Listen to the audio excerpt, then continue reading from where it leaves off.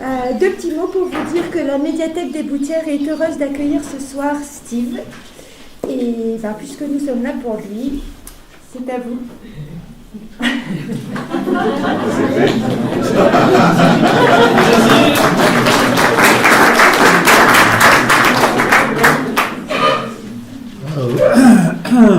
C'était apogée là. Ouais, bonsoir.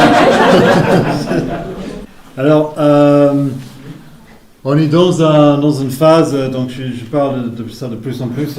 Vous êtes tous au courant, j'imagine, qu'on a quelques problématiques au niveau de la planète là.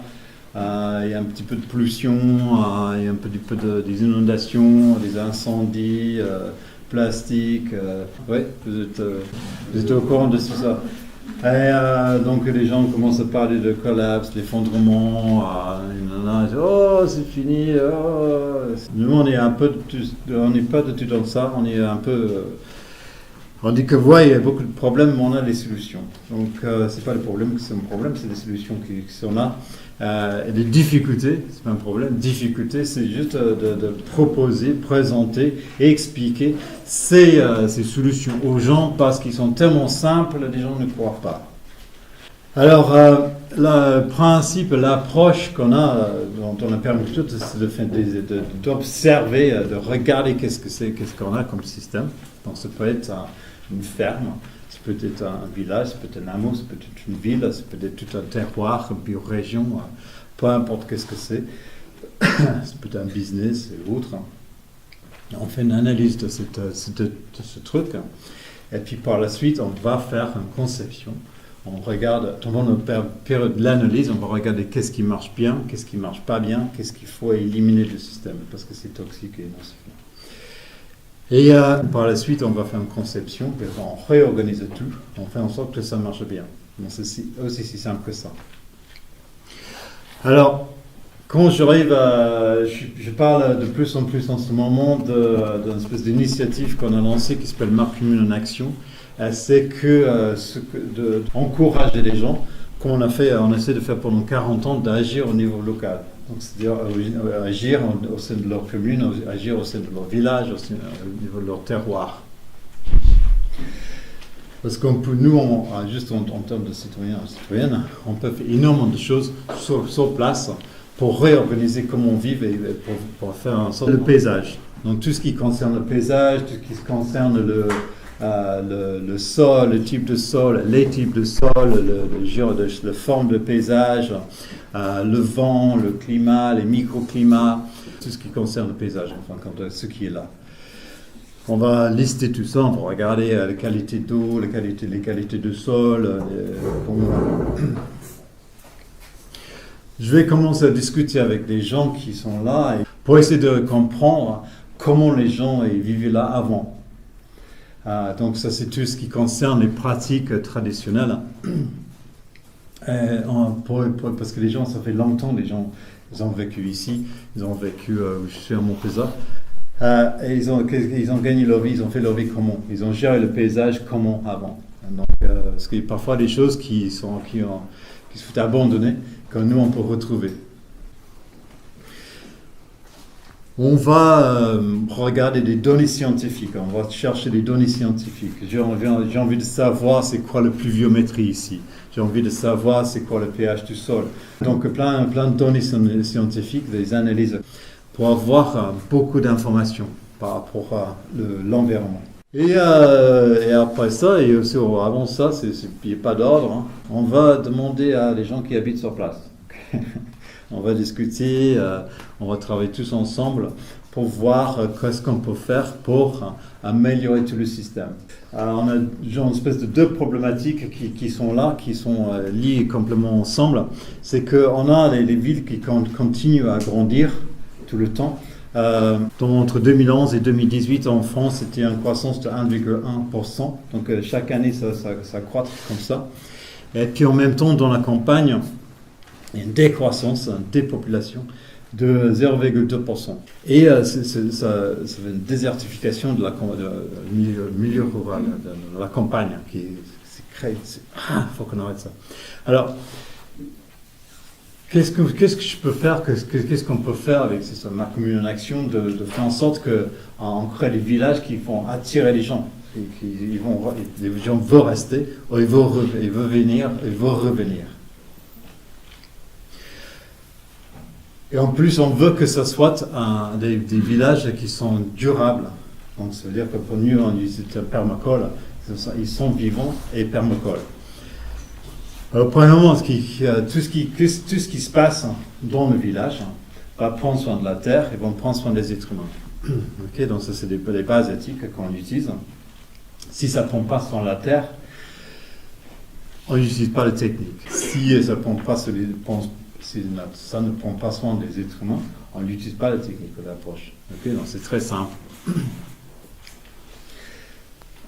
On veut que l'environnement est agradé, s'améliore. On est très souvent dans une position où je travaille, où l'environnement est en train de dégrader. Donc il y a dans deux sens, ou plusieurs sens, mais deux sens principaux. Soit parce que le patrimoine qui est là, il n'y a pas assez de gens pour l'entretenir, et du coup ça est en train de disparaître. Ou soit parce que les pratiques qu'on a, ça dégrade l'environnement. Donc l'érosion, l'embrasement du sol, etc. Nous, ce qu'on veut, c'est aller complètement dans l'autre sens. Donc nous, on essaie de trouver des techniques, des approches qui vont aggraver l'environnement. On veut là que l'habitat soit adapté aux gens aussi. Donc qu'est-ce qu'on peut faire pour améliorer l'habitat? On fait en sorte que les gens vivent bien dedans, c'est adapté à la neuropsychologie des gens, c'est adapté à nous, parce que c'est nous qui habitons dedans. Donc on va faire un bilan de tout le bâtiment et par la suite on va transformer ce bâtiment pour faire en sorte que c'est adapté à ce fonctionnement. C'est un peu bête quand on fait des choses qui ne sont pas adaptées à leur usage. Et après on veut le divertissement à la culture et on peut sortir, on peut écouter un concert, on peut sans que j'ai besoin de prendre la voiture pour aller quelque part ailleurs, pour aller voir un film, aller voir un concert, c'est chiant ça. Je suis dans une espèce de suite de conférences et pour vous ce soir c'est le permaculture socio-économique. Alors on sait que l'inéquité c'est un précurseur d'un effondrement dans une société. Et de plus en plus d'inéquité, et à un moment donné ça bascule, ils en peuvent plus, et ça fait un brusque changement, ça envoie les systèmes en chaos, donc une révolution ou autre, donc un collapse total. Et nous, on va éviter ça, parce que tout système qui passe dans une phase de chaos, ce qui sort, c'est complètement imprévisible. On ne sait pas qu'est-ce qui va sortir à l'autre bout du truc, donc on va éviter ça autant possible. Donc c'est pour ça, en permaculture, on ne parle jamais de révolution, on parle toujours de l'évolution. Donc on peut juste faire évoluer nos systèmes. Parce qu'on veut avoir un peu de contrôle sur ce qui... Alors, et dans ça, il y a des cycles qui vont rendre n'importe quel village de plus en plus pauvre. Et ça, c'est lié avec l'abandon, que les gens quittent les villages, qu'il y a de moins en moins de personnes dans les villages. S'il y a moins de personnes, évidemment, il y a moins de services, il y a moins de produits qui sont produits localement, qui sont proposés localement. Il y a aussi la croissance des centres de commerce. Donc, comme il y a moins de commerce dans les villages, les gens sont attirés par les centres de commerce. En plus, là-bas, dans les centres de commerce, ils ont un pouvoir d'achat, donc ils sont moins chers que ce qu'on trouve dans les villages. Mais c'est en gros, c'est un piège, en fin de compte, parce que nous, on va au centre de commerce. Déjà, il y a tous les prix, les coûts qui sont là, qui sont invisibles. Le coût de transport, par exemple, donc c'est 20-25% de la consommation de l'énergie mondiale, c'est le transport. C'est polluant, et le packaging et tout en plastique, il faut qu'on cultive des choses qui sont adaptées au système de distribution des centres de commerce. Et en plus, moi j'ai un peu d'argent, je suis dans un village, à Montpésa par exemple, j'ai fait mes courses à Aubenas, à Centre Leclerc, des choses comme ça, j'en sais rien. Et du coup, ça c'est l'argent qui était dans le village, maintenant c'est chez Centre Leclerc, donc c'est plus dans le village. Donc ça veut dire que chaque fois qu'on dépense l'argent comme ça, on rend le village plus pauvre. Et aussi, il y a moins de travail, parce qu'il y a moins de services, moins de produits, donc il y a moins de... Tous les chaînes qu'on devrait avoir, ils ne sont pas là, donc il y a moins de travail. Donc ça... Qu'est-ce que nous on voit comme astuce par rapport à ça? Mais c'est relativement simple en fin de compte. C'est peu de l'anniversaire de ma fille, par exemple, elle décide qu'on va sortir, on va dans le village. À Montpezat, il y a une auberge. On va manger à l'auberge. Alors là, donc, on a une incidence directe sur l'économie locale. Parce que nous, on va dépenser notre argent dans quelque chose qui est dans le village. Okay? Après, il y a des incidences indirectes.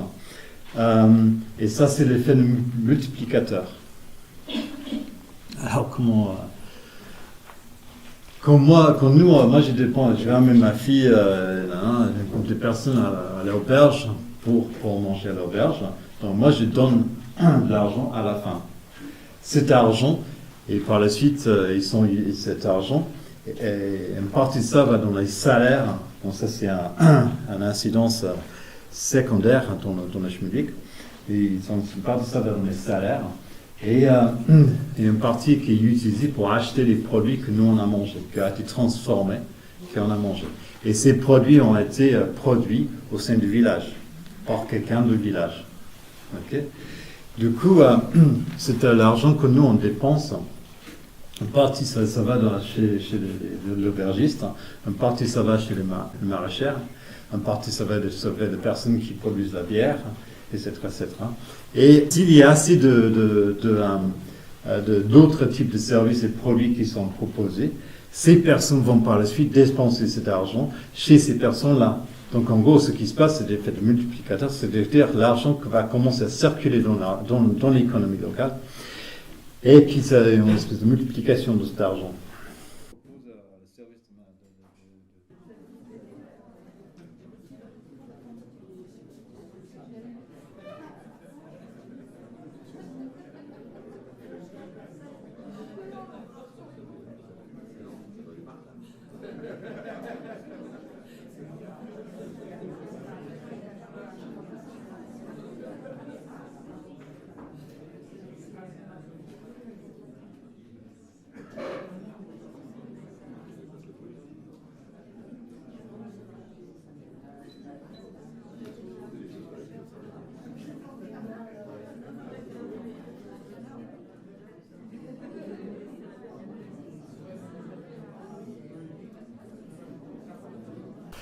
Nous, on aime bien boucher les fuites.